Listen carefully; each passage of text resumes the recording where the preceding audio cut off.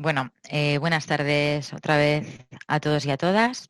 Vamos a dar inicio ya a este módulo de buenas prácticas en protocolos de actuación frente a la COVID-19. Para ello, si podéis, chicas, conectar la cámara que os voy a presentar a todas las ponentes. En primer lugar, va a comenzar Tamara. Ella es psicóloga de AUCE, de la Asociación Nacional de Huesos de Cristal Osteogénesis Imperfecta de España. Después, en la segunda ponencia, contaremos con la intervención de Yolanda Aedo, pedagoga del CREER, y Montserrat Cabrejas, maestra del CREER. Y para finalizar este módulo, contaremos con la intervención de Mari Carmen Murillo, responsable del área de inclusión de FEDER, y Celia Morala, técnico del área de inclusión de FEDER también. Entonces, si estamos ya todas listas, Tamara, podemos comenzar contigo con la primera ponencia, que habla sobre la desescalada en centros de atención directa, adaptación y protocolos de acceso a centros, y nos cuentas un poquito vuestra experiencia y adelante con tu ponencia. Nosotras nos desconectamos. Perdonad, y se me ha olvidado decir que al final de todas las ponencias vamos a dejar un espacio para vuestras preguntas o vuestras dudas, que para ello hay una opción que es levantar la mano, donde César os abrirá los micros y podréis intervenir, ¿vale? Así que nada, bienvenida Tamara y adelante. Muchas gracias, Mireia. Gracias a FEDER y al CREER por invitarnos a participar en esta escuela, que, pues como han dicho esta mañana ya, nos habría encantado que fuera presencial. Les digo que desde las asociaciones echamos mucho de menos esos momentos de encuentro. Y bueno, pues como ha dicho Mireia, el título de mi ponencia es Desescalada en centros de acción directa, adaptación y protocolos de acceso a centros. Y lo que os vais a encontrar, pues no sé si va a terminar de responder a este título, porque la idiosincrasia de la entidad en la que trabajo, ¿no? Pues bueno, tiene unas características que ha hecho que esto sea un poco especial, ¿no? Esta mañana Sonia Martínez, de la fisioterapeuta del CREER, también ha estado comentando, ¿no?, cómo han sido su adaptación y los nuevos protocolos y demás. Yo creo que ha sido una intervención súper completa, o sea que de ahí se puede sacar mucha amiga para después aplicarlo, ¿no?, a cada una de nuestras entidades. Voy a contar de dónde vengo, ¿no?, de qué es AUCE, nuestra entidad, cómo funcionábamos antes de la pandemia por COVID-19, cómo fue el momento del confinamiento, esa escalada y ahora qué estamos haciendo, ¿no?, para que, pues, la idea de que entendáis un poco cómo ha sido nuestra evolución y para trasladaros nuestra realidad. Esto tiene que ver con las personas que trabajamos, ¿vale? Cada entidad después trabajáis con una población diferente que tiene necesidades distintas también, ¿no? Entonces, bueno, pues nos gustaría que esto pudiera serviros, pues, como búsqueda de alternativas también, ¿no?, y propuestas para que podáis adaptarlos si lo consideráis oportuno y lo que consideréis. Bueno, AUCE es una entidad sin ánimo de lucro, fundada en 1994, somos de las antiguas de FEDER además, tenemos ámbito estatal y estamos declarada como entidad de utilidad pública. Bueno, esto pues ya sabéis que también nos abre muchas puertas. Nuestro objetivo principal es mejorar la calidad de vida de las personas con osteogénesis imperfecta y sus familias. Creo que este es el objetivo, ¿no?, al final aplicado a cada patología, pues es el objetivo de todas las entidades. ¿Qué es la osteogénesis imperfecta? Pues una enfermedad poco frecuente, también por eso estamos aquí, genética, crónica, cuya característica principal es la fragilidad ósea, pero también hay otra sintomatología, como puede ser las lesiones de partes blandas, la tenogénesis imperfecta, la pérdida de audición, el dolor, la hiperlaxitud, ¿vale? Es una patología muy heterogénea y variable, que es algo también muy común en las enfermedades poco frecuentes. Entonces, de aquí también para que nos hagamos un poco una idea de cuál es la población con la que trabajamos. Además de existir AUCE como asociación, en 2011, con el objetivo de promover la investigación, se fundó la Fundación AUCE, que algunos conoceréis también esta entidad, y ambas entidades intentamos trabajar de la mano, ¿no?, y coordinarnos para ofrecer pues lo mejor que podamos a las personas con osteogenesis imperfecta y familias. Somos 2 equipos técnicos.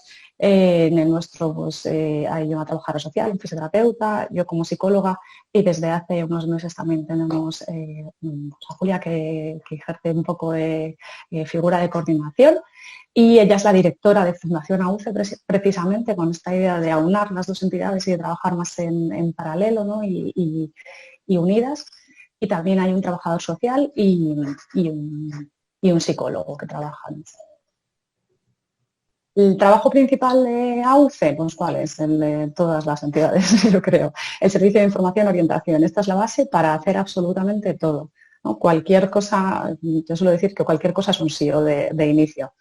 Entonces también ofrecemos un servicio de atención social por parte de la trabajadora social, el servicio de psicología, de fisioterapia. Vamos a los coles, bueno, hasta ahora íbamos a los coles a hacer sesiones específicas de asesoramiento escolar para explicar lo que es la patología en los centros educativos, servicio de segunda opinión en distintas áreas clínicas para acercar a estos especialistas en la patología a las familias. Hacemos un congreso anual en el que pues, se dan cita personas de toda España, incluso vienen desde países de Latinoamérica a acompañarnos cuando tienen ocasión. Hacemos encuentros a nivel local, una jornada especializada en fisioterapia, muchas actividades de sensibilización, publicaciones. ¿Vale? Todo esto lo hacemos de forma presencial, pero también trabajamos a distancia, como os he dicho, entidad estatal. Entonces, en Madrid tenemos una oficina en Madrid Centro y otra en Getafe.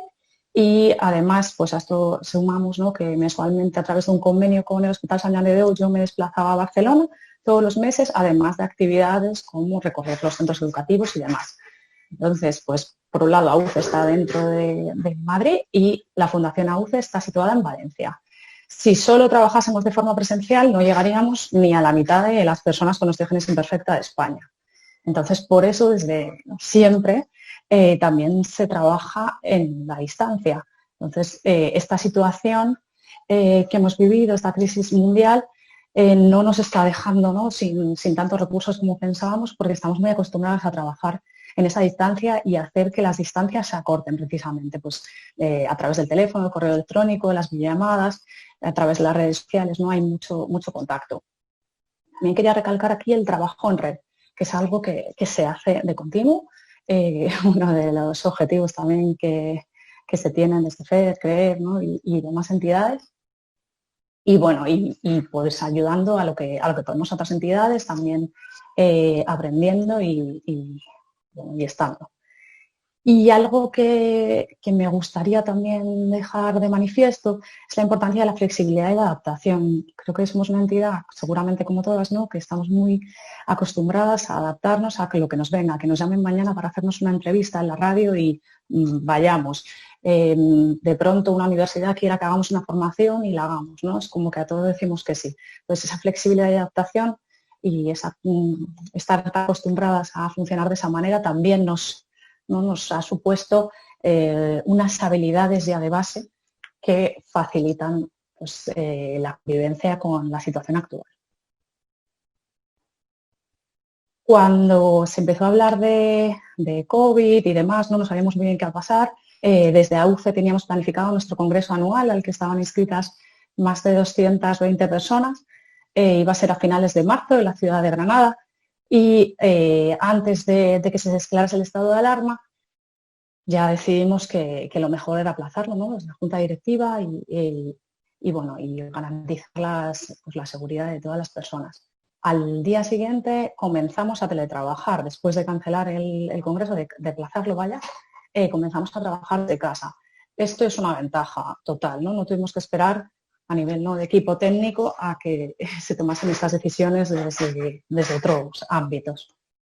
Se declaró el estado de alarma y entonces ya, pues muchas cosas empezaron a cambiar ese fin de semana, ya os acordáis, hubo millones de propuestas. Apareció esa aplicación mágica en la que estamos hoy, que es Zoom, y empezamos a experimentar con ella, porque queríamos ver qué podíamos hacer para acercarnos a la gente, ¿no?, algo que no veníamos haciendo. Y a partir del 17 de marzo empezamos a hacer videoconferencias semanales. Esta planificación, esta imagen que veis ahí, es una de las planificaciones que estuvimos haciendo hasta finales de julio. Empezamos con la actividad de los desayunos de la OIR, que bueno, al final es un espacio para reunirse. Esto, haya equipo técnico o no, se puede hacer. De hecho, es algo que estamos viendo que en el mes de agosto, que nosotros no pudimos estar haciendo estas actividades, las personas que participaban las mantuvieron. No os he comentado que al principio, cuando vamos a utilizar esta herramienta de Zoom, pues bueno, pues no sabíamos bien cómo funcionaba y demás, como nos ha pasado a todas, me imagino, y trabajábamos con estas sesiones de 40 minutos. Entonces era todo un poco ligero, ¿no? Eso también ayudó a que mucha gente se animase a participar. En la misma semana empezamos a trabajar también con las jóvenes, pues era reunirnos y comentar qué tal estábamos, qué íbamos haciendo, y la verdad que iban participando cada semana. Y ahí se sumaron ejercicios, el ejercicio en grupo, desde el servicio de fisioterapia. Esto se hacía 2 veces a la semana, por las mañanas, pero no contentas con eso, decidimos que también se podían hacer destinadas a los menores. Y era muy curioso ver cómo los niños en su casa atendían a la pantalla y hacían los ejercicios que el fisioterapeuta les proponía. También hicimos sesiones en horario de tarde para llegar a esas personas que sí que tenían que trabajar y también bueno, a la gente que estaba al otro lado del charco. Talleres de todo tipo, de psicología, de fisioterapia, de bueno, lo que nos va surgiendo.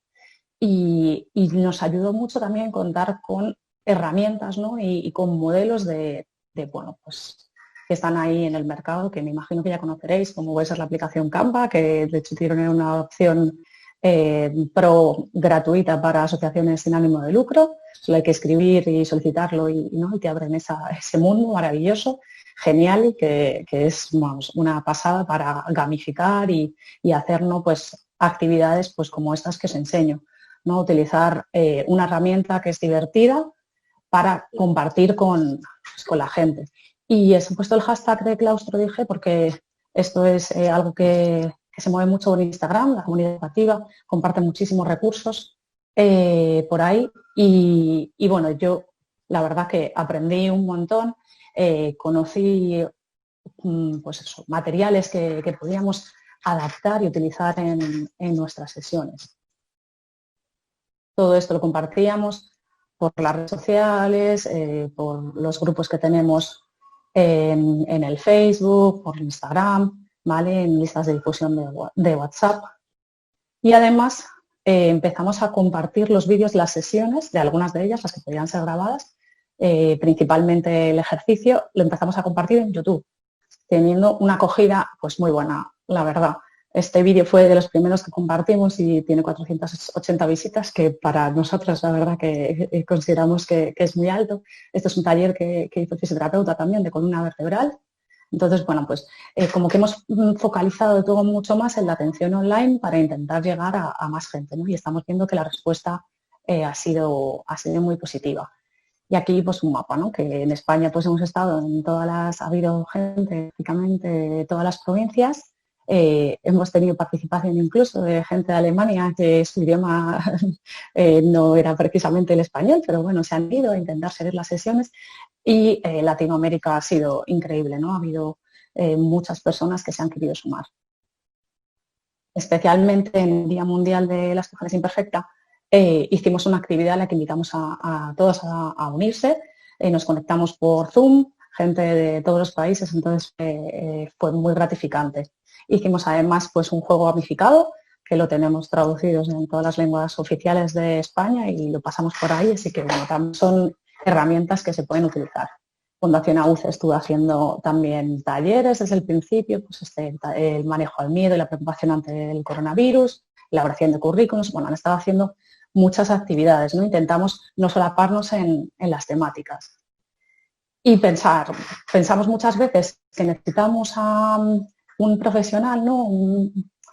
Pues eso, una psicóloga, un fisioterapeuta, una trabajadora social para hacer actividades y hay veces que no es necesario. Esto es una propuesta que hizo la UIFE, que es la Federación Europea de Asociaciones de Osteógenesis Imperfecta, en la que AUCE forma parte, y hicieron un grupo de Facebook en el que propusieron hacer una sesión de entrenamiento los domingos.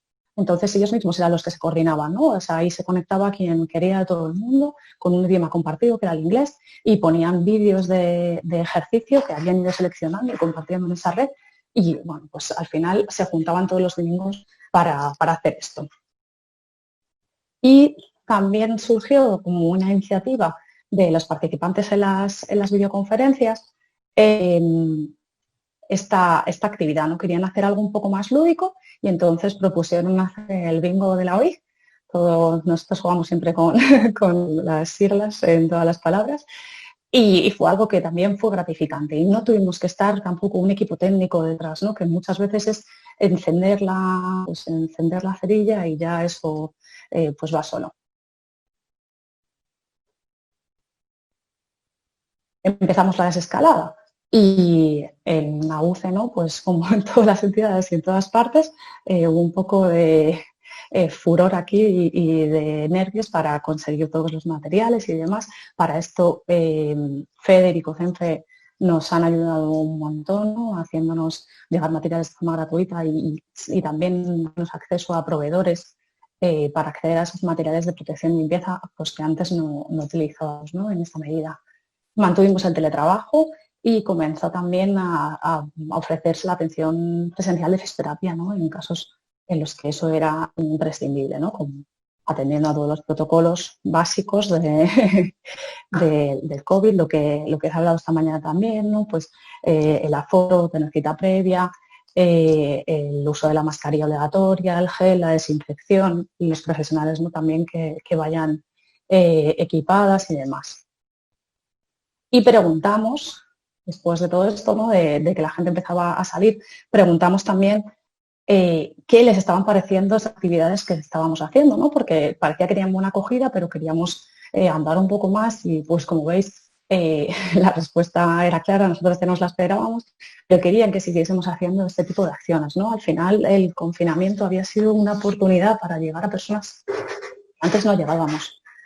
Con el tema del ejercicio, por ejemplo, hay gente que no había hecho ejercicio nunca, pero al coger esa rutina, ¿no? Y hacer 2 días a la semana y conectarse con otras personas de toda España y pasar ese ratito, ¿no? Con el fisio y estar ahí, les vino muy bien. Entonces, bueno, además nos propusieron temas, les hablamos de cosas que podíamos intentar dar cabida, aunque no fuera correspondiente a los conocimientos que teníamos desde el equipo técnico. Entonces, pues tenemos una sesión de turismo visible, colaborando con 2 entidades que trabajan en este área. Fue muy interesante también, ¿no? el traer a verdaderos expertos en la materia. Trabajamos con Natalia Rubio de Sexualidad y Discapacidad, que si no la conocéis tenéis que conocerla. Ella siempre está muy dispuesta a colaborar, entonces pues también fue una, una puerta abierta a responder a una necesidad real que nos han planteado en muchas ocasiones. Hicimos también una sesión de alimentación osteogénesis imperfecta. El tema de la nutrición es algo que sigue sonando, ¿no? y nos viene demandas en este sentido y bueno, pues tuvimos la oportunidad de ofrecer una sesión así, que grabamos también, subtitulamos y compartimos en nuestro canal de YouTube y pues mirad, pues casi 400 visitas, ¿no? Ha sido algo muy, muy demandado. Y ahora, pues ¿qué hacemos? ¿No? ¿En qué estamos? No sabemos bien qué vamos a hacer aquí desde Madrid, pero bueno, lo importante, flexibilidad. Esto es algo que nos transmiten desde nuestra entidad, ¿no? Desde AUCE, por lo que estamos muy agradecidas, para que cada una también se adapte. Empezamos a funcionar así desde septiembre, intentando que, pues bueno, que cada cual con las necesidades que tuviese, ¿no? Si tenía que quedarse con sus hijos o cualquier circunstancia, pudiera hacer teletrabajo y también acudir de forma presencial. Entonces, la semana pasada, con todo lo que estaba pasando en la Comunidad de Madrid y el inicio, ¿no? de esas de confinamiento de algunas áreas sanitarias, pues volvimos al teletrabajo. ¿Qué hemos hecho? Pues intentar planificar y trabajar en equipo más, centrarnos, ¿no? y tomar decisiones en base a la seguridad, que eso es primordial, aunque estemos haciendo teletrabajo, vamos a garantizar las medidas de seguridad, ¿no? Esto es para garantizarlas en la medida de lo posible, pero también se están manteniendo los servicios presenciales si fuera necesario. El fisioterapeuta está yendo a la oficina a atender, ¿no? a personas que así lo demandan o que ya eran, ¿no? sus pacientes y que necesitan ese tratamiento presencial, garantizando todas las medidas y evitando que estemos ahí más personas las que deberíamos. hemos cancelado nuestro congreso que estaba puesto para noviembre. Entonces, bueno, nos ha dado mucha pena, pero pues ya sabéis, así tiene que ser. Hemos continuado proponiendo actividades grupales online. Esta semana, de hecho, hemos empezado otra vez, hemos planteado los desayunos y el ejercicio y la verdad que está la gente bastante contenta con que hayamos vuelto, tenían ganas. Estamos intentando priorizar la atención individual a distancia, ¿no? Muchas veces con todas estas actividades a las que tenemos que acudir, por ejemplo, si este evento estuviera siendo presencial, tendríamos que habernos ido, ¿no?, un fin de semana y estar ahí un poco a la carrera, perdiéndonos otras actividades y demás. El tema del online permite eso, que puedas estar en muchos sitios de una forma muy rápida. Mi compañera hoy estaba en la Escuela del Creer y a la vez después conectándose con el congreso de la plataforma de realizaciones de pacientes. Entonces, bueno, esto también nos ayuda. Entonces, queremos invertir ese tiempo en estar más con las personas. Y si eso tiene que ser por teléfono y estar meses hablando por teléfono con esa persona hasta que consigamos que tenga los recursos o las habilidades para acceder a los recursos online y unirse y disfrutar de las acciones que realizamos, pues esa es la idea, eso es lo que vamos a hacer. Y muy presente, pues tener la adaptación. Lo he comentado antes, para nosotros, para UCE, ha supuesto una oportunidad la situación que estamos viviendo, a pesar de que está siendo muy duro, ¿no?, y que hay muchas personas que están pasando unas circunstancias muy complicadas, hemos podido llegar a más gente, ¿no?, de otra manera. Y bueno, pues nos queremos quedar con esa idea y que esa sea un poco la tónica, que tomemos nosotras el control, que proponiendo esto, la acción online y el cómo llegar a la gente. Y bueno, pues esto sería todo. Me quería despedir con esta frase. Lo de los abrazos, lo de la ausencia de abrazos se lo llevo un poco mal, pero bueno, confío en que lo volveremos a hacer y que si seguimos remando juntas, pues llegaremos más lejos también. Muchas gracias. Pues muchas gracias a ti, Tamara. Y nada, voy a hacer como un resumen, ¿vale? Enhorabuena por el trabajo que habéis hecho, ¿no? Uno, por la flexibilidad esa, ¿no? Por tener en cuenta las necesidades individuales de cada una de las personas que os necesitan ahora mismo. Por otra parte, la capacidad de adaptación que habéis tenido para adaptarnos a esta nueva situación, para crear todos esos desayunos, el bingo y los vídeos, ¿no? Para acercaros y acortar esas distancias que decías que era lo que necesitabais, ¿no? Y que sí, que nos volveremos a abrazar, aunque sea virtualmente, y utilizaremos estos medios, que vosotros le habéis sacado de provecho. Gracias.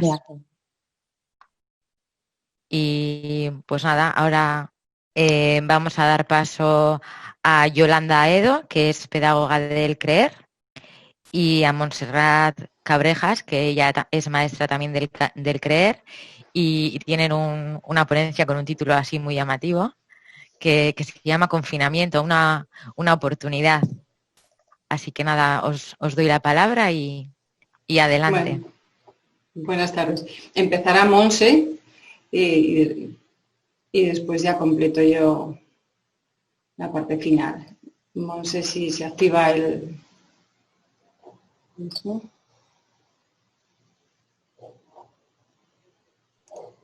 Hola, buenas tardes.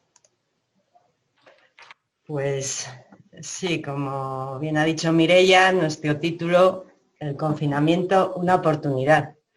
Creo que Tamara, bueno, pues nos ha adelantado un poco, ¿no?, a nuestro título. Ella ha repetido varias veces en su charla, pues, la oportunidad que ha sido el confinamiento, ¿no?, para ellos, para la asociación. Como lo han vivido en varias ocasiones como una oportunidad de llegar a más personas que antes no llegaban, o de organizar el tiempo de otra manera. Y eso es lo que queríamos, ¿no?, con este título, reflexionar sobre todas esas cosas buenas que ha tenido esta situación, que ha sido una situación difícil, lo está siendo, pero intentar fijarnos y poner el acento pues en lo positivo, en lo bueno. A lo largo de la charla, pues vamos a hablar en un primer momento, vamos a a recoger cómo observamos que habían vivido las familias, cómo estaban viviendo el confinamiento. Posteriormente haremos un resumen de unas recomendaciones que desde el Departamento de Educación del CREER hicimos para acompañar a las familias en este confinamiento. Y para finalizar, pues pararemos un poco a reflexionar en cómo está ahora la situación, esa vuelta al cole que hemos empezado y que tanto nos preocupa también, ¿no? La vuelta segura al colegio. Algo está claro, y es que esta situación, que este confinamiento ha sido nueva para todos. Es una situación nueva, nos ha pillado a todos por igual. Lo que pasa, lo que es diferente es la adaptación que hemos hecho cada uno de nosotros a ella o cómo la hemos vivido. Por supuesto, no ha podido ser lo mismo para aquellas personas que han perdido, por ejemplo, su fuente de ingresos, su trabajo, que para las que han ido a trabajar todos los días.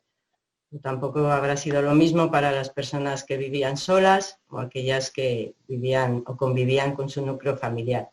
Igualmente, no habrá sido lo mismo para las familias con hijos que para las familias con hijos con una enfermedad poco frecuente. Entonces, nosotras queríamos poner el acento en eso, en la adaptación que hacemos a esta nueva situación, ¿no? ¿Qué recursos tenemos? AUCE nos ha demostrado que ellos han hecho una buena adaptación y han podido utilizar todos los recursos disponibles, ¿no? Para esta nueva situación. Lo que observamos en un principio en la comunicación que teníamos con las familias, en lo que leíamos en las redes sociales, que las familias compartían, pues varios sentimientos, ¿no? Y varias situaciones se daban. En un principio, lo que más alarmó al principio fue esa suspensión de las terapias y los apoyos especializados que recibían en el centro escolar, ¿no? Todo eso se vivió como una pérdida. De la noche a la mañana se dejaba de recibir todo. Los niños, los menores dejaban de recibir esas rehabilitaciones, esos apoyos, esas terapias que necesitaban. Luego llegó la incertidumbre, era una situación nueva. Al principio pensábamos que iban a ser 15 días, luego 15 más, la cosa se alargaba, ya no sabíamos qué iba a pasar, cómo iba a evolucionar. Y por supuesto era un tema de salud, había miedo, ¿eh? También surgió el miedo al contagio. Si me pongo enfermo, si lo transmito a mis hijos, perdemos la salud. Llegaron también los sentimientos de incapacidad. Los padres y madres tuvieron que hacer eso, de padres, de madres, de docentes, de rehabilitadores, de sanitarios, y llegaba esa sensación de no voy a poder con todo, no puedo con todo, es demasiado. También estaba el sentimiento de abandono, porque esta situación, como hemos dicho, era nueva para todos, también para los profesionales, para los docentes. Intentaron adaptarse y dieron soluciones para continuar, pero esas soluciones igual han sido demasiado generales, demasiado estándar y no estaban adecuadas para el alumnado que necesita una atención más especializada. Y luego el cansancio físico y mental. La situación se alargaba, había que hacer de cuidador 24 horas al día y 7 días a la semana, sin ningún tipo de apoyo ni de ayuda. Todo esto pues crea una gran ansiedad que se transmite a todo el grupo familiar, pues impidiendo esto a veces que veamos pues eso, lo positivo, la oportunidad que nos está dando esta situación y que tomemos la situación de una manera, pues que la afrontemos de una manera más positiva. Entonces pensamos en reflexionar qué necesitaban las familias, qué es lo importante. Pues por supuesto hay muchas cosas importantes y en cada familia unas tendrán más peso que otro, ¿no? Pero lo que se repetía era el tema académico, el seguir con los contenidos escolares, el alcanzarlos, lo físico, la rehabilitación. Se han perdido todas las terapias, todas las actividades que hacía. ¿Y ahora qué? Todo lo que habíamos conseguido, todo lo que había evolucionado mi hijo, ¿lo va a perder? Era importante. Lo emocional. Quizás no se veía o no le mostraban tanto las familias, pero estaba claro que lo emocional había que cuidarlo y había que tenerlo en cuenta, tanto en los padres y madres como en los menores. Y la salud, por supuesto, la salud siempre es importante. Y era necesario tener claro por lo menos la información y los pasos a seguir pues para seguir manteniendo esta salud. Entonces, la situación que estábamos viviendo, el estado de alarma, no nos permitía dar una respuesta inmediata, ¿no?, a muchas de estas situaciones o de estos aspectos importantes. Y pensamos que lo mejor era poner el acento en ayudar y apoyar a esa adaptación al cambio, a esa adaptación a la nueva situación. Centrarnos en eso, en acompañar a las familias para que esa adaptación fuese mejor y les permitiese pues, seguir avanzando. No parar, no resignarse, sino seguir avanzando a pesar del confinamiento. Para ello creímos necesario pues, tener otra mirada, ¿no? Dejar atrás lo malo, todos los problemas y verlo como una oportunidad.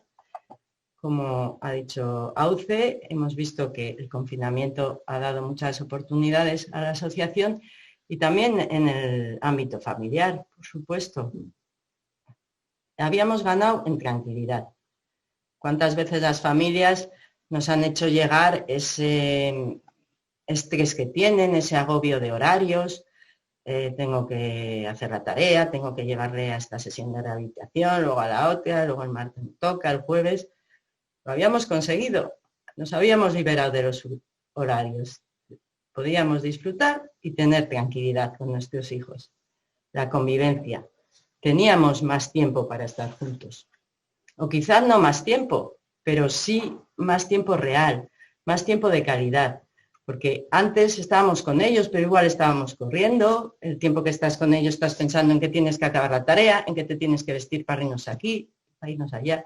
Ahora era tiempo real, tiempo de calidad, en el que podíamos disponer de esa tranquilidad que he comentado antes y disfrutarla, ¿no? Conocernos mejor. Muchas veces ese estrés que tenemos, el día a día, los horarios, pues no nos permiten sacar lo que realmente tenemos, ¿no? Esta tranquilidad y este tiempo juntos que teníamos ahora, pues nos podía hacer conocernos mejor y ver aspectos tanto de nuestros hijos como nuestros propios, que quizás en otras circunstancias pues no salen. Valorar lo cotidiano, el aprendizaje natural. Por supuesto, en casa es un espacio ideal para el aprendizaje y lo hemos podido comprobar en este confinamiento.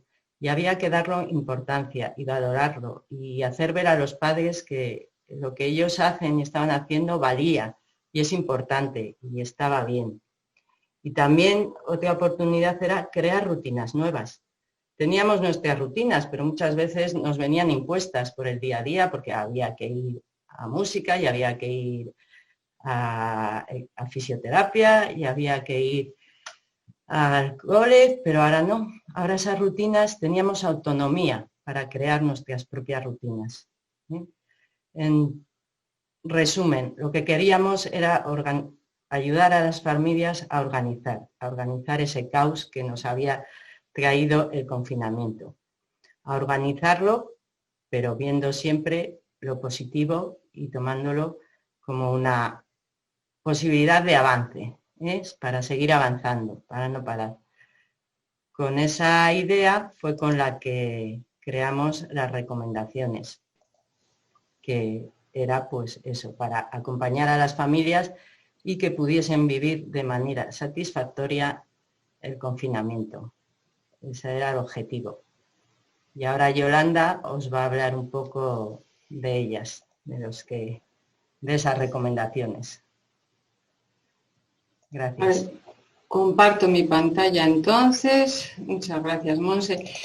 Lo que nos ha llevado el recorrido que ha hecho Monse desde lo que nosotros observábamos y nos focalizó en ese horizonte. ¿De qué manera podíamos empoderar a los padres, a las familias, para que esto lo viviesen satisfactoriamente? a primeros de abril, creo recordar, elaboramos una serie de recomendaciones, eligiendo 5 puntos claves que nos parecían que podrían ser válidos, de manera que fuesen el hilo conductor un poco de qué cositas veíamos que podíamos hacer reflexionar. No es que no se supiesen, sino que a lo mejor hacer caer en la cuenta de estos puntos nos iba a servir un poco de ayuda y de acompañamiento. Veíamos que las opiniones y los miedos eran muy variados. La información que nos llegaba también era a veces incluso contradictoria.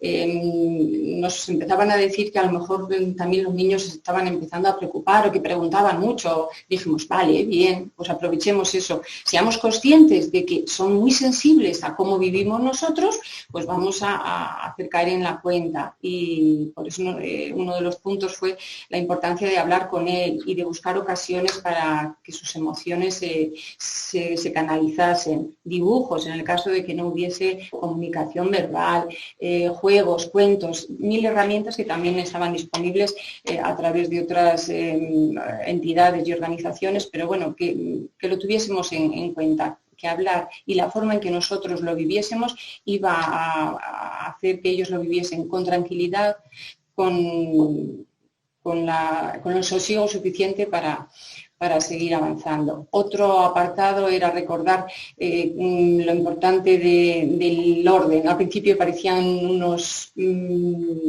pequeñas vacaciones, diría yo, se para de todo, pero bueno, pues hay juego, hay actividad. Cuando se enganchan y enlazan 15 días, otros 15 días, llega un momento que sin un orden y una rutina muchos de nuestros chicos no avanzan. El prever qué va a suceder era muy importante y eso se estaba perdiendo en algunos casos, por eso hicimos esa llamada de atención. Ojo, mantengamos una rutina, aunque no haya obligación, nos la crearemos, que nos va a ayudar en el día a día. Las recomendaciones de higiene era el momento ideal en la familia, empezar a practicarlas. De hecho, si recordáis, el inicio del colegio, muchos docentes también, muchos profes nos dicen, oye, si muchos vienen ya con las pautas muy, muy interiorizadas, porque es que no se dan cuenta que en casa lleváis trabajando por mucho tiempo, esas cosillas que era la manera de afianzarlas también, para que luego se incorporasen de una forma automática a nuestra forma de relacionarnos con el exterior.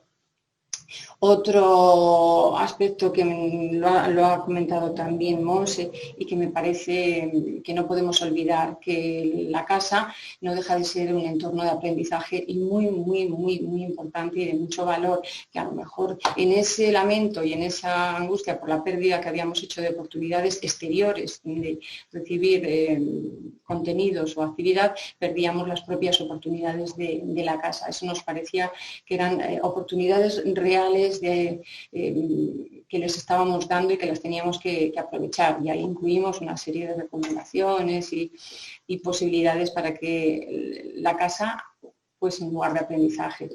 Y lo quisimos redondear, lógicamente, con la importancia de que los padres, con esa carga de 24 horas ejerciendo y siendo los responsables no solo del cuidado y atención de necesidades físicas y biológicas, sino también de las educativas, las emocionales, como ha dicho Monse, esa sobrecarga, dice, bueno, ojo, cuidaros, estar tranquilos, entonces unos consejitos también que incluíamos ahí, en cuidarse para cuidar.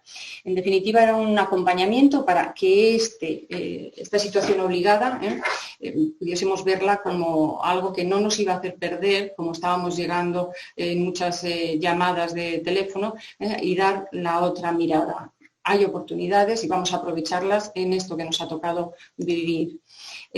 Otro paso más, llegó la nueva normalidad o el camino hacia la nueva normalidad y avanza una vez que ya salimos fuera y empezamos a ver cómo las familias nos transmiten otra angustia y estamos recogiendo, se empieza a hablar de vuelta segura y la gran pregunta, ¿es posible la vuelta segura para alumnos con enfermedades raras? Muchas familias incluso nos hacen, o por correo, o nos hacen llegar esa consulta específica. Mi hijo con X enfermedad rara, ¿es un alumno de riesgo o no lo es? Bueno, ahí recordar un poquito lo que la misma propia Asociación Española de Pediatría viene a recordar. Vale, hay unos protocolos para vuelta segura, de qué manera proteger siguiendo las recomendaciones de la OMS. Lo único que especifica es un poco, hace esa observación, que seamos muy rigurosos a la hora de cumplir con las medidas de seguridad propuestas en el caso de tener alumnado de riesgo.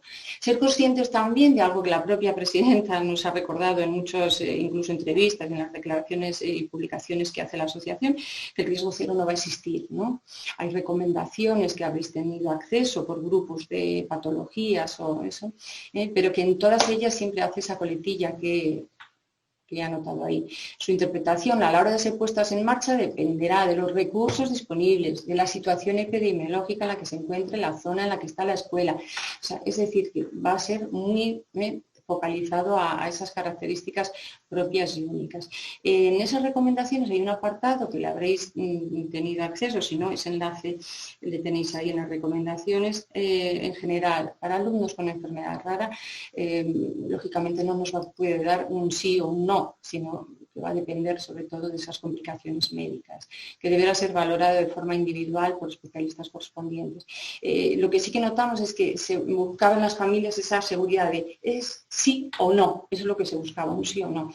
Entonces, ser conscientes de riesgo cero no tenemos, lo vamos a hacer lo mejor posible, vamos a asegurarnos que esos protocolos que están se lleven a cabo y valorar cada situación de forma individual.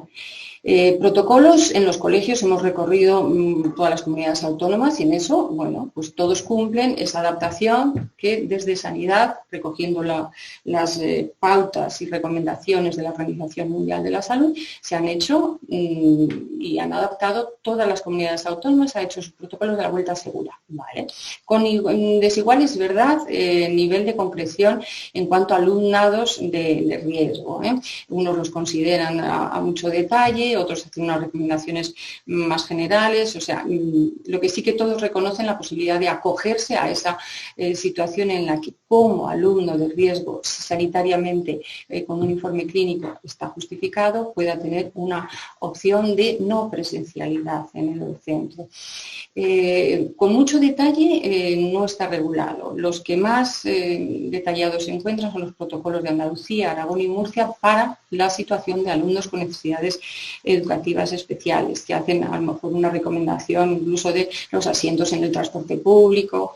Es más, Murcia incluso habla de considerar en caso de COVID a todos los alumnos en riesgo por enfermedad rara, que es un listado que ellos propiamente han elaborado. Tiene la posibilidad de acogerse a la atención domiciliaria, atención educativa a domicilio, y establece además de forma taxativa de qué manera se va a hacer. Vale. Esto tiene su ventaja y su desventaja. Un protocolo demasiado cerrado a lo mejor cierra la flexibilidad que igual necesita. En la intervención de Tamara, una de las palabras claves y que me parece que en esto, en todos los ámbitos, nos está obligando a respetar, la palabra flexibilidad, que lo he oído Tamara varias veces y es un poco lo que me parecen dos puntos claves. Cuando repasas todos los protocolos, que más o menos son transposición uno y otro, de una comunidad a otra, vale, y la situación concreta, a lo mejor de un caso o de una situación X que se pueda producir, lo que tenemos que hacer es regular una norma con la flexibilidad suficiente para poder dar respuesta a esa necesidad que nos surja. Y sobre todo, algo que cuando lo lees te das cuenta y dices, bueno, ¿qué me garantiza que esto sea rápido, ágil y solución en tiempo? No solo en forma, sino en tiempo.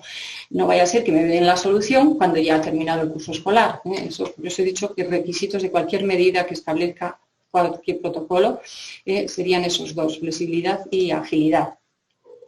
En línea un poco de buscar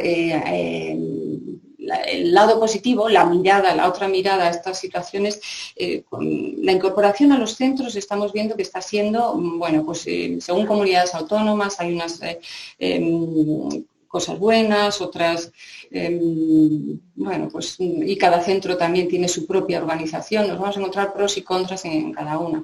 Lo que sí que quiero que este periodo que estamos viviendo, igual a lo mejor nos conviene hacer esa reflexión, dices, vamos a sacar qué oportunidad podemos vivir desde aquí. Pues en la presencialidad, los niños que son de riesgo, pero pueden asistir respetando todas las condiciones de seguridad, todos los protocolos de protección, autoprotección y demás. Dices, oye, una de las características, una de las medidas es la insistencia de los grupos estables de convivencia. Entonces, pues para nuestros chicos nos viene muy bien. ¿Por qué?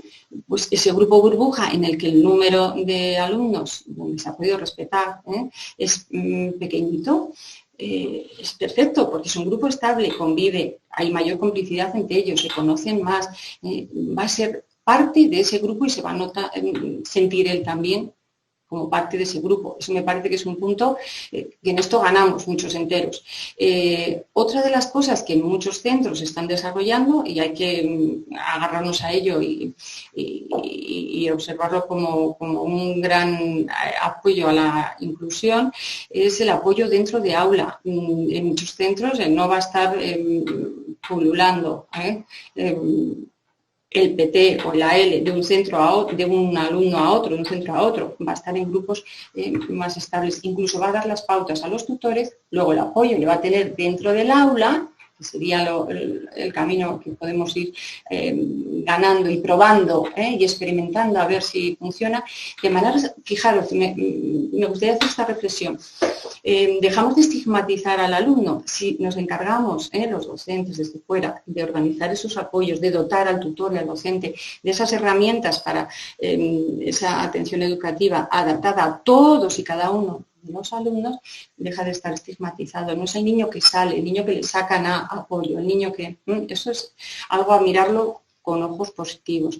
¿Qué no hemos ganado en responsabilidad de autocuidado? Nadie se imaginaba que íbamos a ver a nuestros niños, muchos de ellos, que pensamos que el respetar las normas o el lavado de manos o el soportar las mascarillas, una de las cosas que están resaltando los docentes es la responsabilidad con la que lo están llevando a cabo, incluso en los que en recomendación por edad lo están llevando a cabo si sus condiciones psicofísicas lo permiten.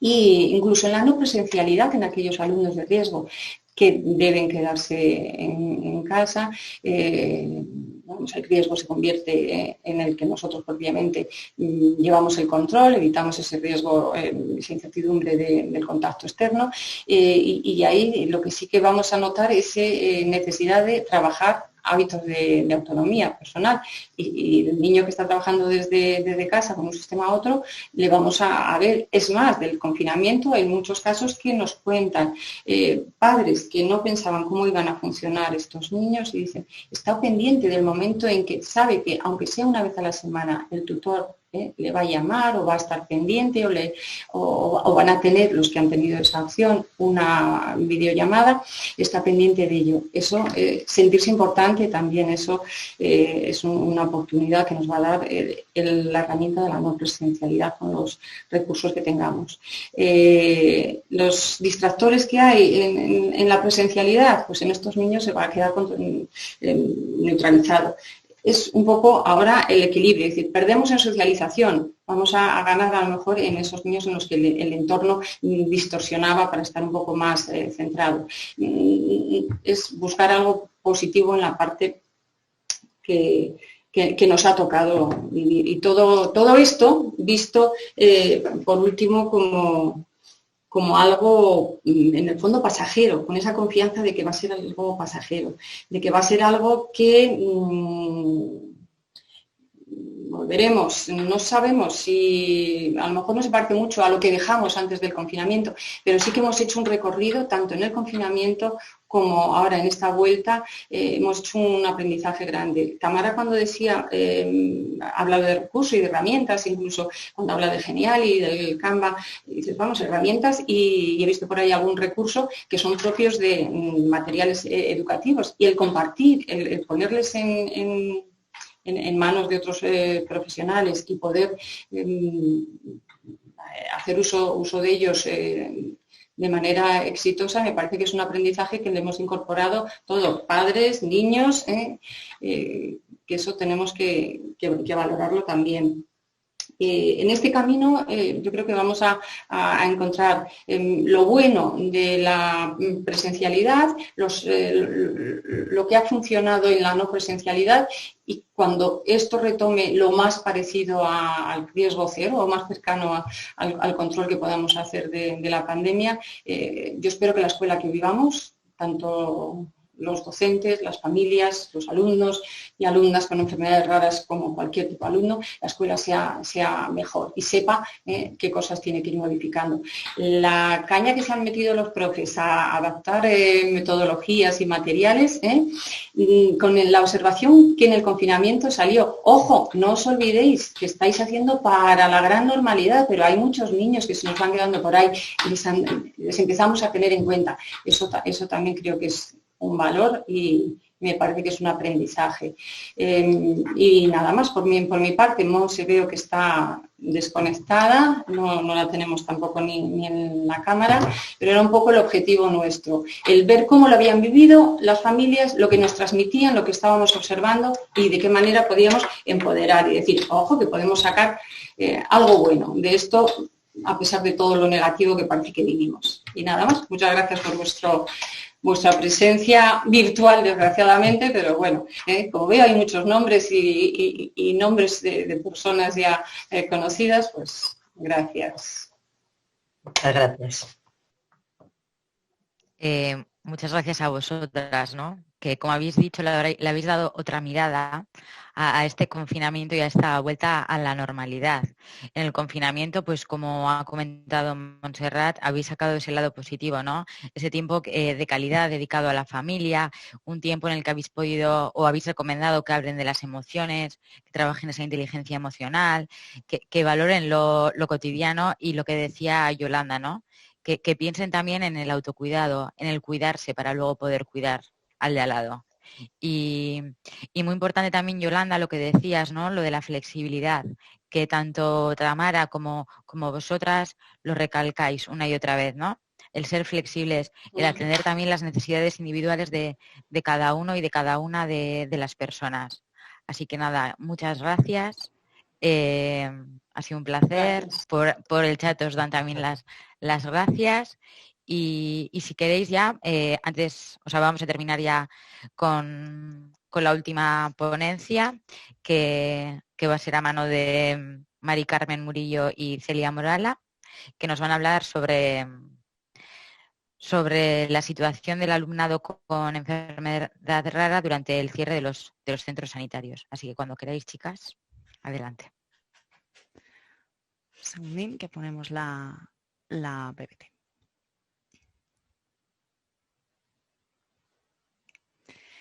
Bueno, primeramente yo creo que es muy, muy interesante el que podamos estar aquí ante las circunstancias que tenemos. Bueno, pues que finalmente nos hemos adaptado a la situación y un año más tenemos esta escuela de formación. Nada, pues compartiros cuál fue el estado de situación del proceso educativo pues del alumnado con enfermedad poco frecuente durante el confinamiento. Bueno, como todos bien sabéis, en marzo hubo un cierre de los centros educativos a consecuencia de la crisis sanitaria derivada del coronavirus. Este cierre de los centros educativos puso en riesgo lo que es el abordaje terapéutico y la intervención socioeducativa del alumnado con enfermedad poco frecuente. Hemos de recordar que 2 de cada 3 casos bueno, pues se dan en la infancia y en la adolescencia, tienen un comienzo precoz. Por lo tanto, esta intervención terapéutica es fundamental. En muchas ocasiones es el único tratamiento, ¿no? El hecho de poder tener este tipo de terapias y esta intervención socioeducativa. ¿Qué pasó? Bueno, pues que con este cierre de los centros educativos, ¿cómo se iba a dar lugar a esta intervención y este abordaje terapéutico? Bueno, pues afortunadamente hubo muchos centros educativos que sí que se dio una continuidad a estas terapias, esta intervención socioeducativa. Concretamente, según los datos que tenemos, bueno, el contacto con las familias, el 32% de las familias nos dijeron que sí que existió una continuidad en ese proceso educativo. Desde aquí queremos hacer un reconocimiento a todos estos centros escolares que se adaptaron, que innovaron y que supieron adaptar y realizar un aprendizaje personalizado virtualmente, en la distancia. Se adaptaron a las circunstancias. No hubo un parón, sino que reaccionaron rápidamente y sí que se permitió que los niños y niñas pudieran seguir beneficiándose de estas terapias y de esta intervención socioeducativa. Por tanto, desde aquí agradecer a todos los docentes este trabajo porque actualmente, tanto en el confinamiento como actualmente, yo creo que están haciendo un trabajo excelente y es necesario reconocerlo. Pero hemos de tener en cuenta que no todo fue así, que desafortunadamente hubo muchos centros escolares que no dieron esa continuidad a este abordaje terapéutico y que hubo un parón en las terapias. Como dato señalar que un 40% de las familias nos dijeron que no, que hubo un parón. Y luego otro dato importante es que el 28% de las familias que sí que nos dijeron que hubo continuidad, pero que no era suficiente, que era necesario tener una mayor adaptación.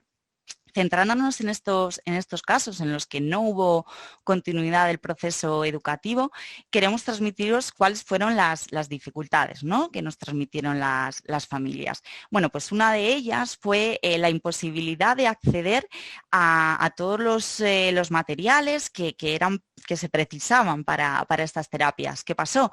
Que con la premura por el cierre de los centros escolares, pues no tuvieron acceso. No pasa, o sea, por ejemplo, en las épocas de verano, antes de vacaciones, las familias sí que se llevan a los domicilios, recogen los materiales de psicomotricidad o algún tipo de adaptaciones de grafía, pero con este cierre tan apresurado de los colegios no pudo ser posible acceder a estos materiales para llevar a cabo el tema de las terapias. Más cuestiones, más dificultades.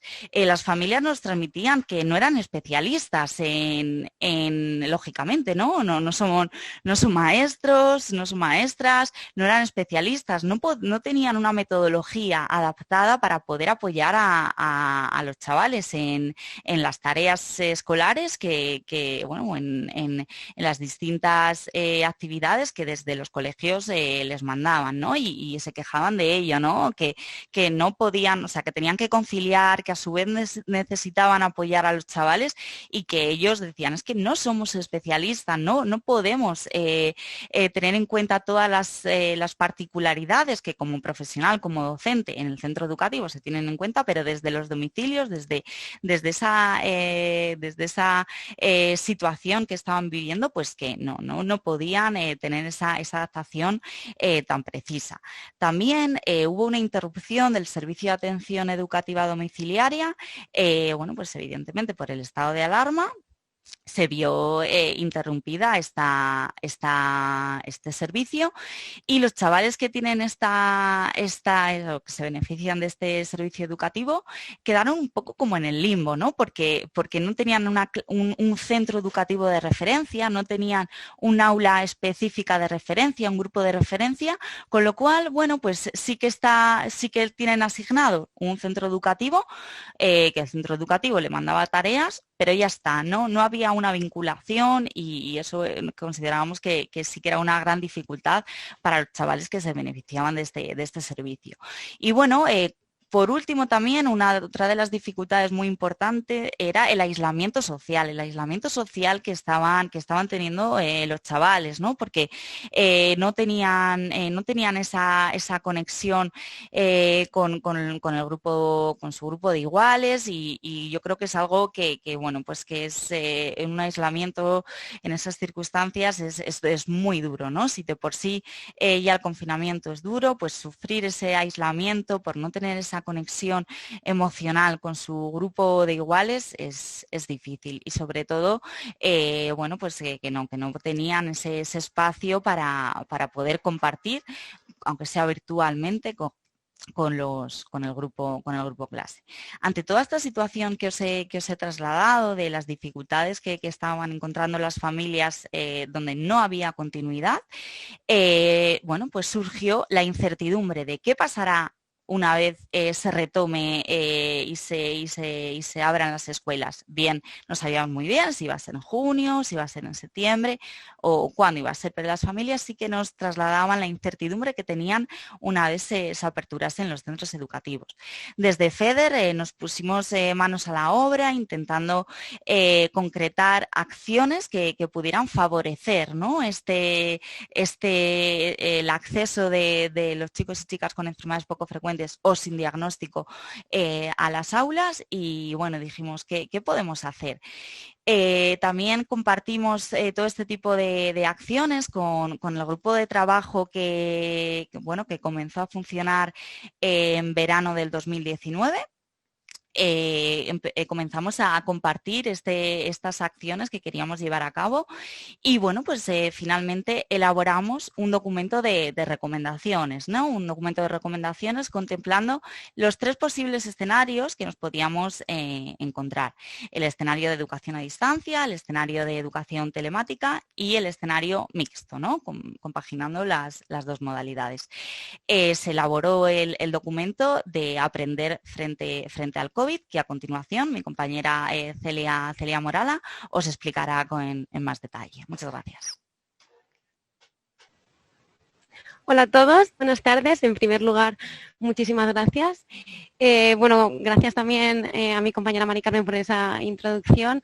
Antes de comenzar a detallar estos 3 posibles escenarios, ¿no?, de vuelta al cole durante este próximo curso 2020-2021, en esta guía que por supuesto también tenéis al alcance de todos vosotros, es una guía que está publicada en la página web de FEDER y en cualquier caso, si tenéis alguna duda o sugerencia, pues por supuesto estamos a vuestra disposición para poder abordar lo que consideréis.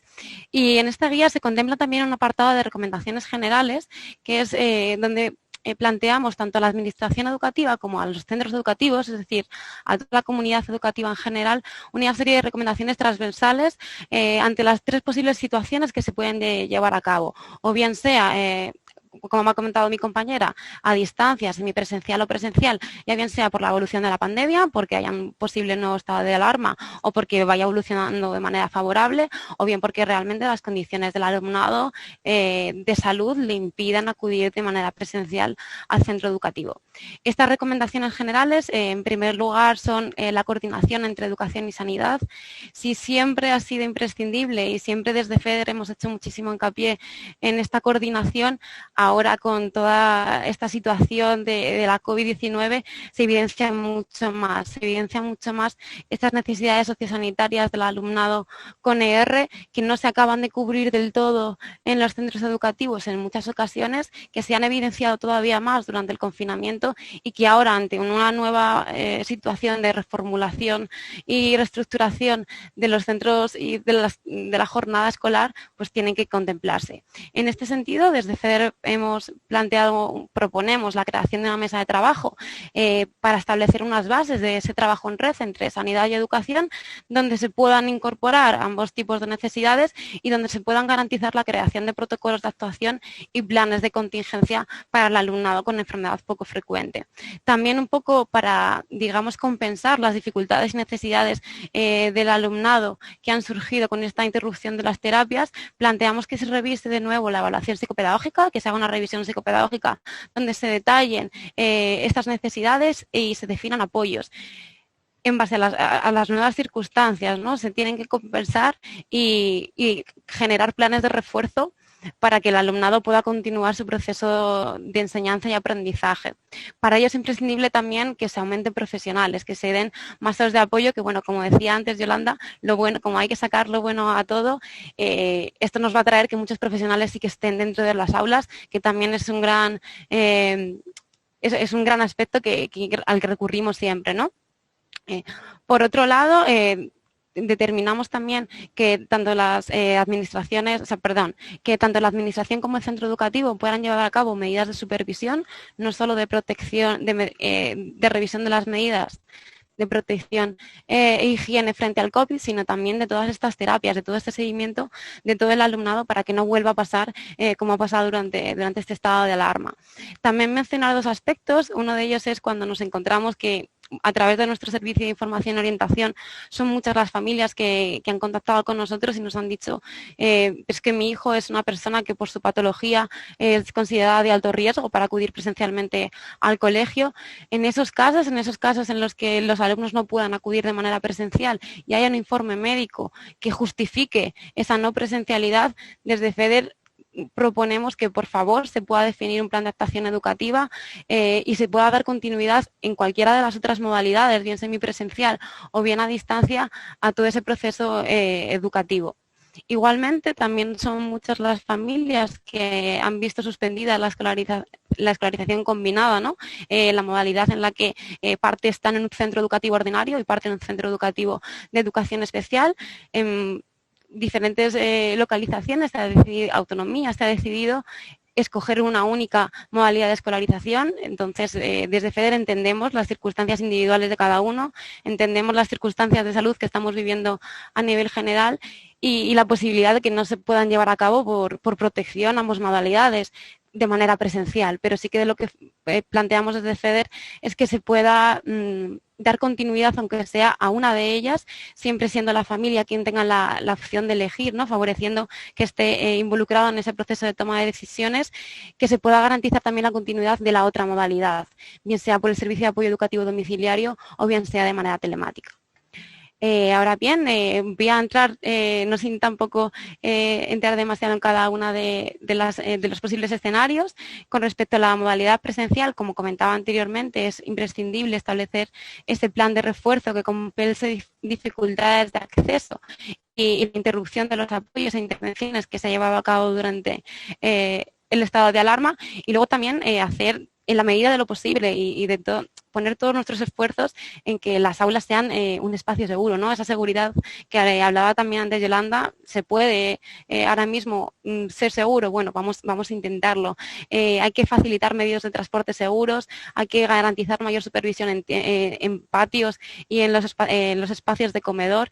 Es imprescindible también evitar la rotación de profesionales y nosotros nos sumamos también a que se puedan generar esos grupos de convivencia estable, esos grupos burbujas, donde por un lado se evite, se mantenga una distancia social con el resto del centro escolar, pero también se fortalezca la interacción social de este alumnado que durante el confinamiento pues ha visto muy reducida su relación con sus iguales.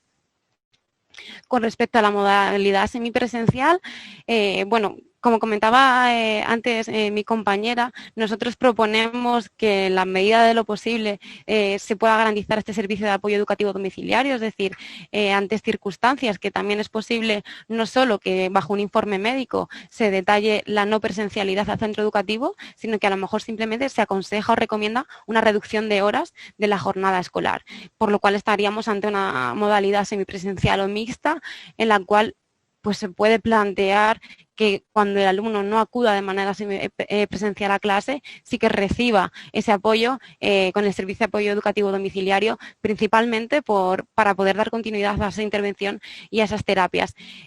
Para ello, claro, es imprescindible que se puedan redefinir estos criterios. Como comentaban antes mis compañeras, esto tiene que ser flexible, no podemos tener unos criterios fijos, más cuando esta situación es tan cambiante, es tan difícil, es tan extraordinaria y sobre todo cuando los propios alumnos y alumnas son tan individuales y cada uno tiene sus propias circunstancias, ¿no? Entonces sí que es muy importante que se puedan redefinir estos nuevos criterios para que realmente se cubran unas nuevas necesidades para unas nuevas circunstancias del sistema educativo. Y bueno, finalmente, con respecto a la modalidad a distancia, como comentaba antes mi compañera, al final muchas familias nos han trasladado que se han visto en una situación de desamparo durante el estado de alarma. Han visto que ellas mismas tenían que hacer frente a unas intervenciones, a unas terapias en casa con sus hijos, para las cuales ni tenían medios, porque en muchas ocasiones no tenían ni los materiales para llevar a cabo este tipo de actividades y tampoco tenían formación. Muchas nos decían, yo soy su madre, yo soy su padre, pero no soy profesional. Entonces, desde FEDER lo que proponemos es que puedan se pueda realizar una formación específica a todas las familias en el caso de que, o bien por la evolución de la pandemia o bien por las circunstancias del alumno, se tenga que llevar un proceso de enseñanza-aprendizaje a distancia, se pueda dar esa formación y favorecer y facilitar a las familias unas pautas y unas guías para que de manera coordinada con los profesionales se pueda ir dando continuidad a esa intervención. Para ello es imprescindible que se les proporcione material, que se les proporcione información, que se favorezca la comunicación entre el centro, los profesionales y las familias, y también a su vez que los propios profesionales tengan acceso, tengan recursos, tengan estrategias digitales para enfrentarse a este tipo de aprendizajes que hasta ahora no era el común, pero que ahora nos tenemos que adaptar a él. Por otro lado, al igual que en el caso anterior, dar continuidad al servicio de apoyo educativo domiciliario, aunque en estas ocasiones, bien sea por un posible confinamiento de un alumno, por un compañero positivo o bien igualmente por el estado de la pandemia, que se pueda garantizar que no se deje de lado ese servicio, sino que se le siga dando continuidad de manera telemática, que pueda seguir todo este proceso.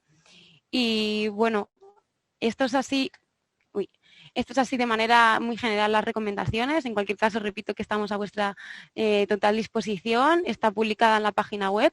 Agradeceroslo a todos y ahí a continuación voy a dar paso a Cristina, que es la mamá de un menor con una enfermedad poco frecuente, que nos viene a contar su experiencia durante todo este proceso, ¿no?, educativo, desde el mes de marzo, un poco con toda la paralización y la suspensión de los centros educativos, hasta ahora con esta vuelta al cole tan incierta y tan extraordinaria que nos está tocando. No sé si Cristina está por aquí.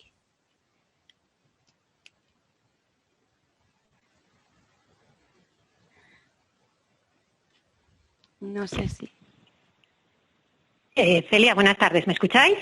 Sí, Cristina, muchas gracias. Buenas tardes. Sí, muchas gracias.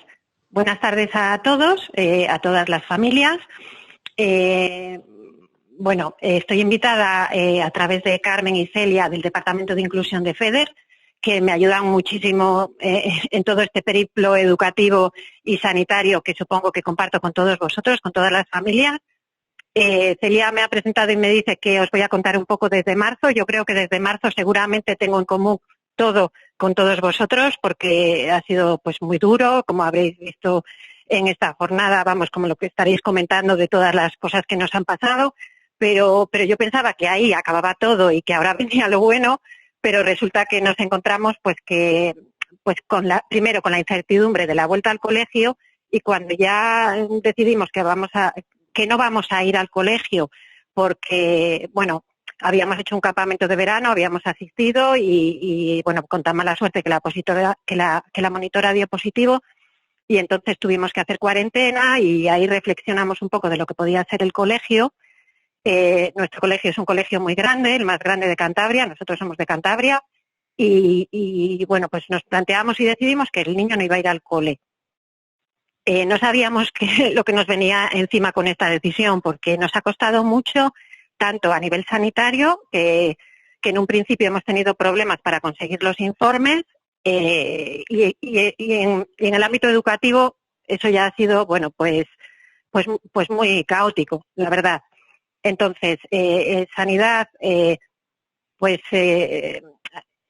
tuve que hablar con la jefa de pediatría del Hospital de Valdecilla para que finalmente se pusieran todos de acuerdo, porque cada uno pues tenía unas directrices muy marcadas del Colegio Oficial de Médicos para solo describir objetivamente el caso clínico, pero no para hacer valoraciones de si el niño podía ir o no al colegio. Bueno, finalmente cedieron, han visto cuál era la situación, y entonces decidieron pues que iban a hacer informes y que iban a facilitarnos a todos pues lo que necesitáramos. Entonces, en sanidad más o menos resolvimos un poco el problema, pero en educación pues intentamos hacer hemos solicitado la atención domiciliaria educativa, no la hemos conseguido, con lo cual estamos sin escolarizar, pero tampoco tenemos una atención domiciliaria. Y además de eso, pues nos encontramos con la sorpresa que nos ofrecieron cambiar el dictamen de escolarización, con lo que nos había costado anteriormente conseguir el dictamen de estar en combinada en el colegio. Esto fue un poco sorpresivo y además sin previa reunión con la familia, con lo cual, bueno, pues nos hemos encontrado estas dos problemáticas y que siguen a día de hoy. Entonces, bueno, pues un poco lo que quería compartir con vosotros para pues no dar demasiados detalles es que esta necesidad que hemos tenido siempre los familiares de los niños con enfermedades de baja prevalencia, de la coordinación sanidad-educación, pues se ha hecho evidente con la crisis del COVID que no funciona, que no existe y que hay que impulsarla porque es necesaria. Eso por un lado. Y luego, pues lo que se ha evidenciado claramente es que parece que prevalece lo legal, la legislación, las modalidades, etcétera, por encima de los valores de la inclusión, de la participación, de la visibilidad, de la presencia de estos niños en los colegios. ¿Y por qué digo esto? Pues porque pues ahora mismo estamos segregados. A ver, entendemos que los protocolos COVID han de ser pues muy estrictos, pero hay que construir los grupos de convivencia estables con niños con necesidades especiales y sin necesidades especiales para favorecer el desarrollo de ambos. Entonces sí que vemos que esa inclusión, esos grupos de convivencia se hacen para otras cosas, pero no con nosotros. Y es una realidad que estamos viviendo, pero que yo detecto, y ahora con otros grupos con los que me estoy poniendo en contacto, pues que es una problemática que estamos viviendo a nivel nacional. Entonces, bueno, eso por un lado, es que son muchas cosas, pero bueno, eso y creo que esta situación pues habría que trasladarla a las administraciones públicas.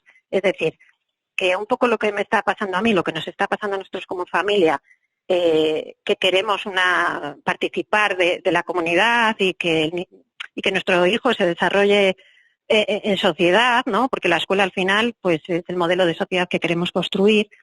Pues que esta situación pues que sea un reto, una oportunidad para las familias, pues es un buen momento pues para pues un poco reivindicar todo esto que desde FEDER se viene haciendo durante años, pero exigirlo pues que seamos visibles, más visibles que nunca y que estemos las familias pues más unidas que nunca, pues para conseguir todos estos derechos que ahora parece que estamos dando un paso atrás, o por lo menos yo soy muy optimista, pero yo siento como que estamos retrocediendo en todo lo avanzado y que además somos un colectivo que necesitamos, yo creo, muchísima flexibilización. O sea, la palabra que define mi vida es la flexibilización de todo, adaptaciones curriculares, flexibilización de medidas, flexibilización de horarios, y el sistema es rígido, el sistema educativo, porque el sistema sanitario sí que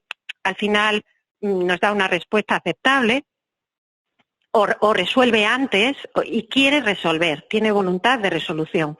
Pero yo veo que el sistema educativo es estricto y claro, se tiene que adaptar y nos tienen que dar los recursos y tienen que comprendernos como familia, y para eso pues tenemos nosotros, supongo, que entre todos hacer un esfuerzo para ser visibles y para que conozcan realmente cómo vivimos y lo dura que es nuestra vida. Bueno, pues con tantas problemáticas que tenemos las problemáticas de todas las personas, más el día a día, que ya es mucha carga. Entonces, todo esto supone pues mucho coste.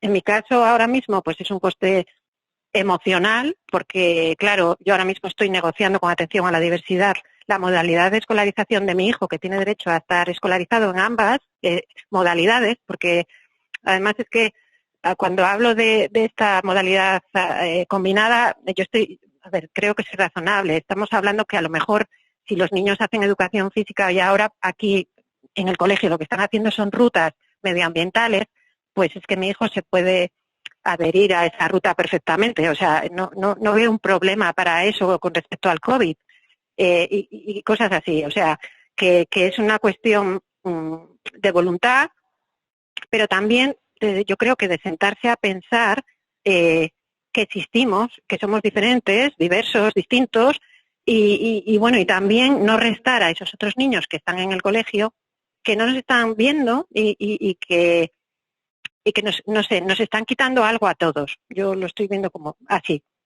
Entonces, bueno, pues eso es mi experiencia y lo que os puedo, no sé, lo que puedo compartir con vosotros de todo esto de esta situación. Muchísimas gracias, Cristina.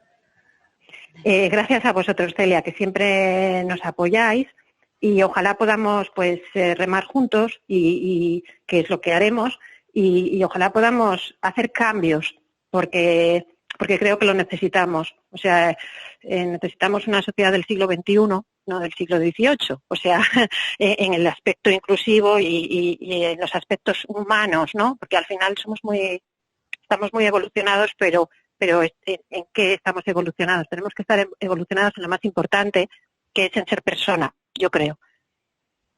Gracias a vosotros por escuchar este rollo. Gracias, Cristina. Pues, y bueno, gracias a todos por permitirnos este huequito para exponerlo. Gracias, Celia. Un abrazo. Un abrazo a Carmen también. Y a todos los que escucháis. Adiós.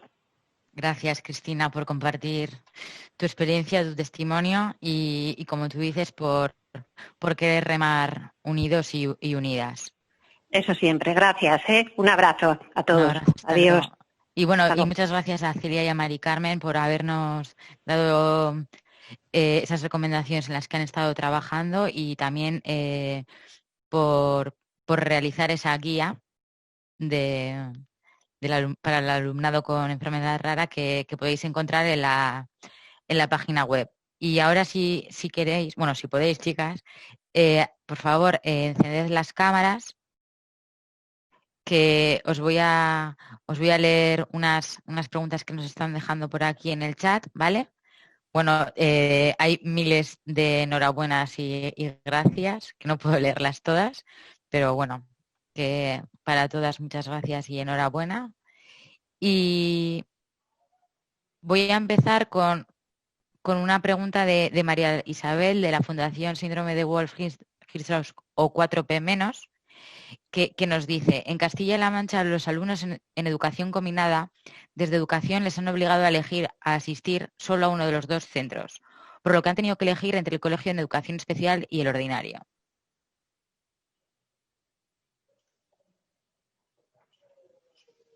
Sí, bueno, yo creo que esa opción es en varias comunidades.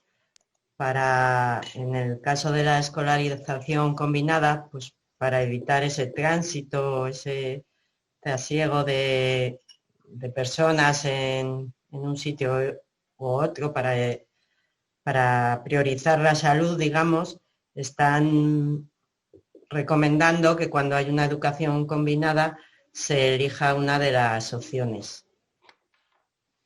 No sé si no está. Apuntar que esa decisión está en manos de las familias. O sea, lo único que sí que os digo que tenéis en cuenta que no subroguen esa potestad como padres de elegir cuál de las dos. Esto es una medida temporal, no es que es una pérdida. Sí, puede ser, porque estabas. Creo que Cristina nos ha hablado de este dilema en el que se encuentra actualmente, ¿no? Que es el hándicap que tiene. Encima me hacen elegir entre una de las dos modalidades. Yo tenía avanzado algo. Vale, esto es algo que es el precio que tenemos que pagar por la salud, vamos a tomarlo como eso. Entonces ahora, como familias, lo duro es la decisión, ¿qué es mejor? Apostar, porque no voy a poder mantener, pero no en Cantabria ni en Castilla-La Mancha, como nos ha dicho la persona de la pregunta, sino yo creo que en todas las comunidades. Es una recomendación, no estar en dos centros distintos, igual que no nos dejan cambiar de aulas, igual que... Entonces, bueno, pues sentarse y valorar los pros y contras y, bueno... Es complicado porque según nuestra experiencia que nos han transmitido las familias, es como que bueno, a priori dice, bueno, pues la familia tiene que elegir una de las dos modalidades, pero es una decisión condicionada porque ya les dicen que sería conveniente que mejor estuviera en el centro de educación especial o en el aula específica, ¿no? Y yo creo que ahí cuando ya hay esa imposición entrecomillada, pues es cuando las familias se sienten muy, muy atacadas en este sentido, o por lo menos así nosotras cuando hemos hecho atención a las familias es lo que nos han trasladado. Desde fuera, quiero haceros también una observación. A veces la administración tiene miedo cuando decimos, es que mi hijo, o sea, si empezamos a hablar de riesgo, es un alumno, dices, hombre, a lo mejor entonces me estás pidiendo la mayor seguridad que vas a tener en el centro de especial. O sea, que igual también los argumentos que nosotros acercamos a la administración, también a veces curarse en salud es muy español, y yo creo que de muchas administraciones, no vaya a ser que de alguna manera te orienten al especial, pues porque dices, mira, no vas a tener problema de recursos. Si me dices que tiene necesidades sofisticadas, vas a estar más seguro. Si tus riesgos de salud son grandes, o sea que también eso ponerlo en valor. Y bueno, pues es comprometido, sí, pero no te pueden recomendar mejor la especial o mejor una u otra, pero la decisión última... De todas formas, en una de las recomendaciones, ¿no?, que hemos realizado desde FEDER y que ha comentado Celia, yo creo que sería, o sea, que hemos trasladado a las administraciones y insistiremos, ¿no?, en esta línea de incidencia política que estamos llevando a cabo para que se contemple, bueno, entendemos Grupo Burbuja, pero quizás virtualmente que puedan estar presentes, ¿no?, en la otra modalidad de escolarización para, bueno, pues para que al final es un grupo de referencia para un grupo de iguales y es importante que estén. Ese puede ser el camino, que no se sientan desenganchados. Eso es, ¿eh? Claro. Es un poco jugar con esa doble visión. Dices, claro. Vale, yo ahora, me tengo que estar quieto aquí, como yo ahora en el despacho, no puedo estar con mis compañeras, estoy en el despacho, pero bueno, tengo el teléfono, estoy comunicada, Claro. me siento parte de este equipo, de este aula, de este grupo de clase, igual es lo importante. Es algo que estamos insistiendo mucho con las administraciones, el hecho de, por ejemplo, de cuando hay un informe médico que acredita, ¿no?, un riesgo vital a la hora de asistencia en el centro educativo, pues que pueda haber una presencia virtual de ese niño, que no sea simplemente educación a distancia, las tareas que te las mando por ordenador y ya está. Que haya una camarita, y ya está. En Andalucía sí que está regulado así, y sí que conocemos un caso que ha sido efectivo, que hay una camarita en la clase y una camarita tiene el alumno o la alumna, en este caso, en la casa. Y es estupendo porque esa conexión, esa presencia virtual es tan importante para el ser humano, yo creo, que no la tenemos en cuenta, pero sí, es que tiene mucho, mucho, mucho peso. Y imaginación también, puede ser una llamada de un tutor o una llamada cada día, un compañero de clase te llama o te escribe una carta, o sea, hay fórmulas que también son millones, claro. Sí, bueno, no sé si hay alguna pregunta más. Muchas gracias. Vale, Tati de Alus nos hace una pregunta. Muchas de las cosas que se están haciendo para la nueva normalidad se venían reclamando desde la antigua normalidad. La pregunta es si estos avances se quedarán para siempre. ¿Qué creéis? Pues difícil, pero ahí estamos todos, ¿eh? Claro. Todos los que estamos como en el lado de panelistas y los participantes. Ojo, esto o unimos, es decir, os repito, es que es una auténtica oportunidad. El grupo de convivencia estable en el que estén alumnos con necesidades especiales y no especiales juntos y que no permitamos que les saquen más de aula. Y que hagan los apoyos dentro. Todo ese tipo de avances, por supuesto, ojalá permanezcan en esta... O sea, que lo consigamos. Pero bueno, si no nos soltamos de las manos y tenemos clara la ruta, yo creo que... Esto no hay que perderlo. Y los propios docentes, sobre todo, hay un grupo de PTs muy activos y en Andalucía pueden dar fe muchos de ellos y les conoceréis mucho, Antonio Márquez y demás, están muy a la labor de hacer esto, o sea, de aprovechar esto precisamente. Dices, ¡jo, qué bien! Oye, pues si no vamos a tener que sacar a los niños, que ya están bastante estigmatizados por todos los informes que nos obligan como orientadores a hacer, es un niño más, que tiene más necesidades que los otros, pero tengo que darle respuesta dentro del aula y al máximo nivel de lo que pida. Pero no tengo ni que hacer nada, o sea, tengo que estar dotado como docente para responder al niño A, B, C, D, pero me da lo mismo. Y no les voy a etiquetar ni les voy a llamar de ninguna manera. Ese sería el camino de la inclusión. ¿Que le vamos recorriendo? Pues bueno, en ello estamos juntos, ¿no? Sí, Trey también nos transmite que es muy interesante, ¿no?, dar más importancia a lo sociosanitario también desde las escuelas, al hilo de lo que estabais diciendo. Vale, luego Cuca de Fiebre Mediterránea nos dice que la Sociedad Española de Pediatría recomienda que los niños con enfermedad crónica vayan al cole a pesar del COVID. Es muy difícil que los pediatras hagan informes para educación semipresencial o a distancia. Es un poco lo que comentaba yo en la parte mía, es que tenemos la coletilla esa, el que va a valorar según las condiciones particulares y las condiciones de salud añadidas al diagnóstico, porque en sí el diagnóstico no nos va a dar una justificación para ser un alumno de riesgo. O sea, el propio pediatra, el especialista de ese niño, según cómo se presenta y qué condiciones de salud, qué problemas asociados tiene, va a ser de riesgo o no de riesgo. Yo creo que eso es que también es saludable que el niño haga asistencia presencial, eso es lo primero, con las máximas garantías y recomendar la presencialidad, salvo luego ya las excepciones que sí que las habla, sí que las marca. Vale, para Mari Carmen y Celia, Lara del Servicio de Educación del Síndrome 22Q11. ¿Hay alguna iniciativa a nivel general para tener alguna reunión con las administraciones y plantearles las necesidades reales que a día de hoy se están presentando? Hemos remitido esta guía de recomendaciones poniéndonos a disposición ante las circunstancias que estamos, porque consideramos que es responsabilidad de todos actuar en esta situación, ¿no?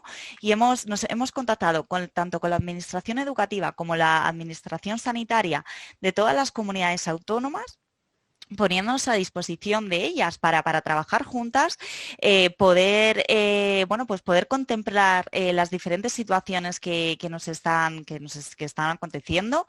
Y esto fue hace 2 semanas, ¿vale? Entonces estamos recopilando las diferentes respuestas que nos están dando. La semana próxima tenemos una reunión con el grupo de defensa de derechos de cada una de las autonomías para poder definir esas líneas de acción de cara a eso, a dirigirnos a las administraciones, a concretar y a seguir avanzando, ¿no? Y sobre todo, no solamente otra de las cuestiones, nos pusimos a su disposición, facilitándonos esta guía de recomendaciones, pero también trasladamos las situaciones que más nos estaban llegando por parte de las familias para que nos pudieran dar respuestas. Y estamos recogiendo las respuestas y en la próxima semana concretaremos y definiremos líneas de acción. Muchas gracias. ¿Alguien más quiere preguntar algo, decir algo? Recordad que también que podéis levantar la mano y se os puede dar paso. César os puede dar paso.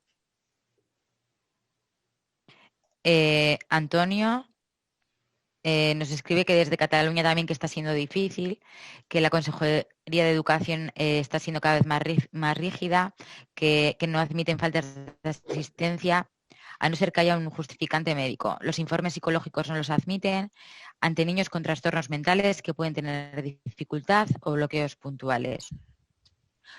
Por la situación incierta, esa rigidez es un problema añadido para ellos.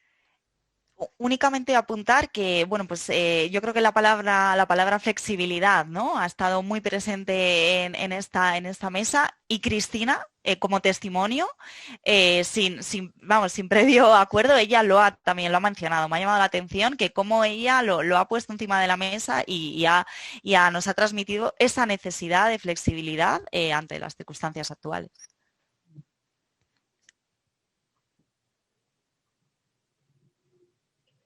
Ahí Antonio Cabrera, si veis, lo que insiste es que se pide un justificante médico, que ese es el hilo conductor, o sea, es el mínimo que se pide en todas las comunidades, o sea, tiene que haber algo. Si no, fijaros, sería un poco incoherente, el miedo es muy libre.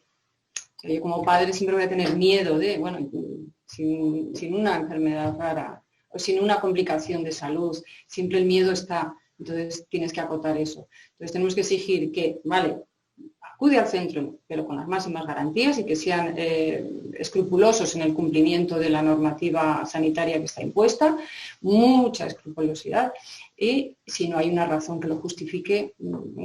Y lo del informe psicológico es lo que no termino de entender. Los informes psicológicos no los admiten ante niños con trastornos mentales que pueden tener dificultades o bloqueos puntuales. Pues es un poco, me recuerda eso lo que dice Mario, es una pena que no se trabaje con la flexibilidad ahí en el informes psicológicos. Es que el hecho de un informe psicológico, esa segunda parte no entiendo lo que nos dice, si interviene de nuevo o necesita, eso le genera alguna pregunta concreta, si no yo no sé entender. No sé le voy a dar paso que nos ha levantado la mano, ¿vale?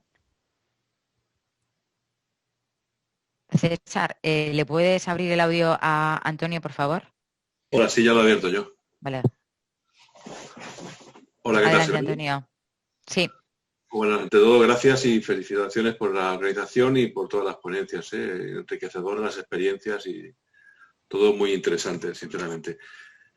Para aclararlo un poco, Yolanda, que me preguntaba los detalles, es que yo lo que he encontrado es que yo tengo 2 hijos, uno con una enfermedad minoritaria, o poco frecuente, y otro con una enfermedad más frecuente que es autismo, ¿no? Entonces, esta dificultad iba por mi hijo con autismo, más que por el de la enfermedad poco frecuente. Y es concretamente los informes psicológicos de su psicóloga particular, normalmente siempre me los han admitido, en la escuela nunca ha habido problemas, he tenido alguna necesidad porque un día está bloqueado, o porque un día no podíamos llevarlo, o porque sinceramente tenía un bloqueo, pues no había problema. Sin embargo, esta vez cuando lo hemos comentado, me dicen que no, que lo han consultado a educación y que les dicen que no, que solo el informe médico tiene que ser un psiquiatra, el psicólogo no vale. Esa es la rigidez de la que me quejo, digo, pues estamos peor que antes, ¿no? Sí, ya he entendido ahora, Antonio. O sea, es ese momento puntual en el que no puede acudir al cole y estáis en esa obligación ciega, en esa rigidez. Entonces, sí, en línea de lo que había entendido Mari, favorecer la flexibilidad como respuesta, que es lo que se puede exigir. Ten en cuenta mi caso, mi situación y no puedes ponerme una norma general para todos. La palabra estrella de esta reunión que ha sido flexibilidad, ¿no? Pues justamente es lo que falta. Al haber acotado mucho los protocolos, todo se ha vuelto muy rígido y eso nos dificulta mucho a todos. Y no valen para todos, ni para todas las situaciones, efectivamente. Sí. Bueno, flexibilidad y adaptación, que Tamara también nos ha incluido esa gran palabra, ¿verdad? Adaptación. Sí, también. Y trabajo en red, ¿no? También se evidencia con esa circunstancia todavía más la necesidad de la coordinación entre todos los agentes que intervienen en el desarrollo integral del alumnado. Imaginaros muchas comunidades ahora intentando cómo responder a eso que vais a llevar ante la administración, de esos casos concretos de familias que se encuentran con hándicap, porque la de Asturias va a tener un problema, la de Castilla-La Mancha otra, la de otro, y estemos los padres, familias, docentes y administración aquí en estos paneles, cada uno de ellos hablando qué estás haciendo aquí, qué estás haciendo allí, porque hay comunidades, os habéis encontrado la situación donde lo que han hecho es un aula, sí, grupo burbuja, pero todos de niños de educación especial. Eso tampoco es. Entonces, bueno, que es compleja la situación, pero que no tiramos la toalla.